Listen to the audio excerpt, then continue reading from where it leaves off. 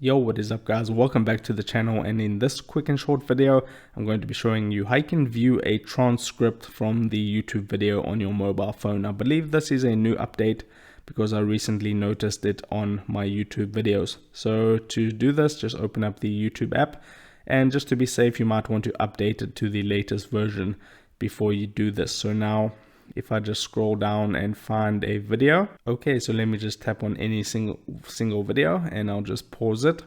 And now all you need to do is, you can see the title and then all the buttons underneath that, but on the top there you see a downwards pointing arrow. You want to tap on that down arrow, and right at the bottom you can see it says show transcript.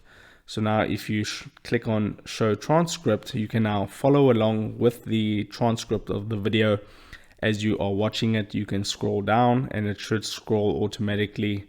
If I just play it, it will scroll automatically once you're viewing the video. Obviously it's on pause, so it doesn't. You can see there it scrolled down.